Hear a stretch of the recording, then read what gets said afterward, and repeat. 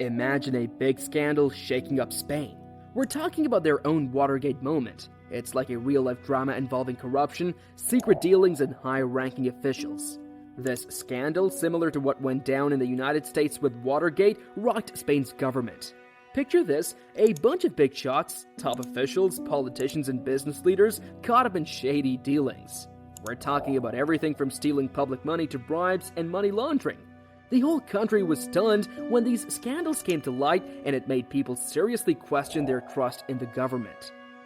Key players in the scandal were implicated in various illegal activities, and investigations revealed the extent of the corruption network. As details emerged, high-profile individuals faced legal consequences, including arrests and prosecutions. The scandal had a far-reaching impact on the political landscape, with the resignation of top government officials and the disintegration of political alliances. But here's the twist. This scandal wasn't just about pointing fingers, it sparked a national conversation about fixing things. People were demanding changes to the system, wanting to make sure this kind of corruption couldn't happen again. It was a wake-up call for Spain, a call for a better and cleaner way of running the country. It all started with a call on a chilly December day in 2007. Jose Luis Penas found himself entangled in a web of betrayal and corruption.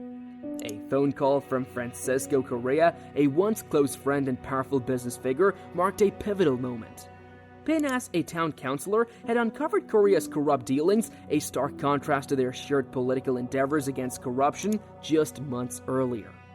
Penas, an affable man with a covert mission, had spent over a year gathering evidence against Correa, revealing a dark underbelly of conspiracies with local politicians to manipulate public contracts. Their camaraderie shattered, Penas decided to expose the truth, turning in evidence that could potentially incarcerate Correa and his network of corrupt associates. The tension escalated when Correa proposed a meeting. Fears of betrayal loomed large, and had the police tipped off Correa? The meeting's clandestine nature amplified the stakes. The next day, in Madrid's exclusive Calle Serrano, Penas, armed with a secret recording device, entered Correa's office, unsure of what awaited him. As Penas anxiously waited, suspicions swirled.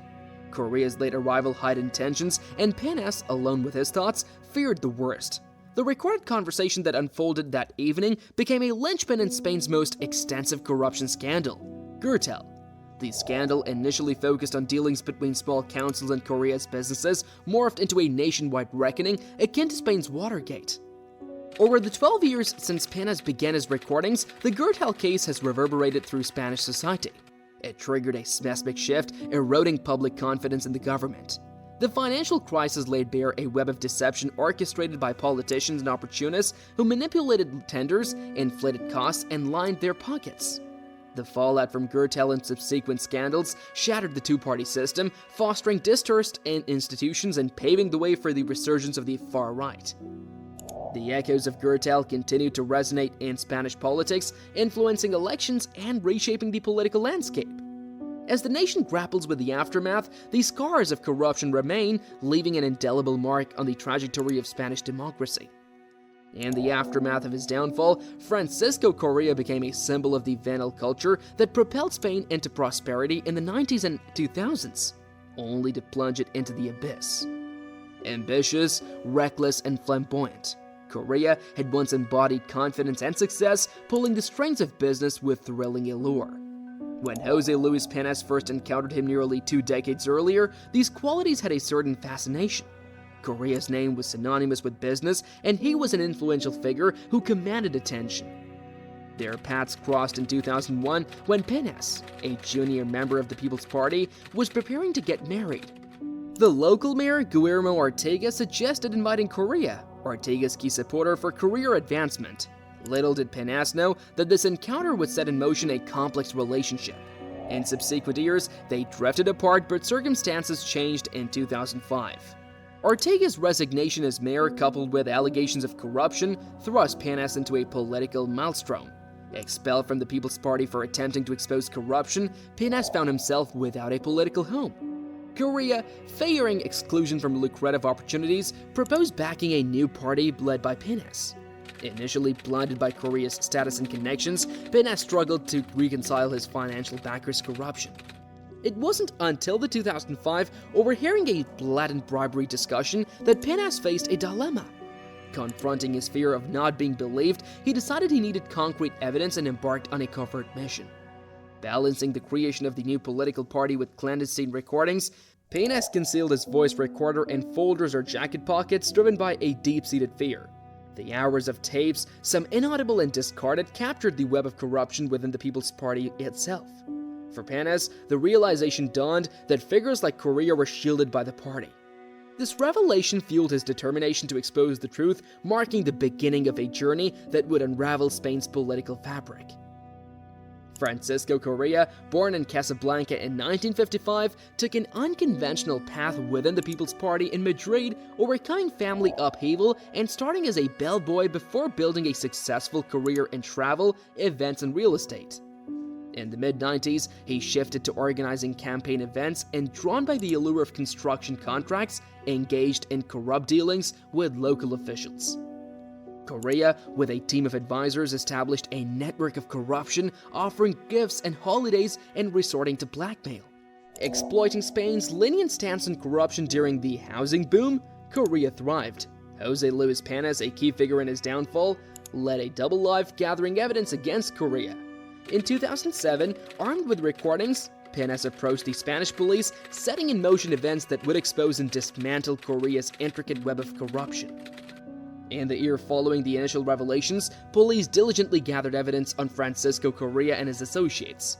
Listening in on Correa's calls, they witnessed his oscillation between the confidence of someone accustomed to buying his way out of trouble and growing paranoia, suspecting someone had betrayed him. On a February morning in 2009, police conducted raids on nearly 20 properties across Spain, resulting in 5 arrests and the seizure of crucial company records. The raids uncovered a USB stick clenched into Correa's accountant's fist, revealing a spreadsheet detailing the group's illicit earnings and payments to politicians and businessmen. The scandal sent shockwaves through Spanish politics, implicating senior People's Party officials. Allegations of corruption, initially dismissed, plunged the party into chaos, leading to resignations and investigations. The fallout reached such respected figures as the vice president of Spain's state oil giant Repsol. As the investigation unfolded, the PP vehemently denied involvement, portraying the Gürtel case as a left-wing conspiracy orchestrated by Judge Baltasar Garzon and the ruling Socialist Party. Despite the party's efforts to impede the investigation, damning revelations continued to surface, exposing a parallel accounting system and leading to the party's conviction as a direct beneficiary of the Gürtel scheme. The verdict, delivered in May 2018, resulted in over 300 years of jail time for 27 defendants, including Correa and his associate Crespo. The PP's reputation suffered irreparable damage, with the court declaring its claim of innocence not credible. This led to a historic vote of no confidence, ousting Prime Minister Mariano Rajoy and bringing the socialists to power. The Gürtel case has left an indelible mark in Spanish politics, contributing to the erosion of public trust in institutions and catalyzing movements like the Indignados protests. As Spain faces another general election amid ongoing trials and allegations, the case's legacy continues to shape the country's political landscape. For key whistleblower Jose Luis Penas, who endured threats and harassment, the outcome was bittersweet, with a conviction for past complicity and corruption. Meanwhile, Correa from prison maintains he was just a businessman engaged in standard business practices. The Gürtel saga unfolds as a complex tale of corruption, political upheaval, and the enduring quest for justice. In conclusion, Francisco Correa's journey through the corridors of power and corruption offers a compelling narrative of intrigue and downfall. His ability to navigate the political landscape and exploit Spain's lax attitude towards corruption ultimately led to his unraveling. The role of whistleblowers like Jose Luis Penas proved pivotal in exposing the intricate web of deceit. Thank you for joining us on this journey, and we look forward to exploring more captivating narratives with you. Like, share, and subscribe for more intriguing insights.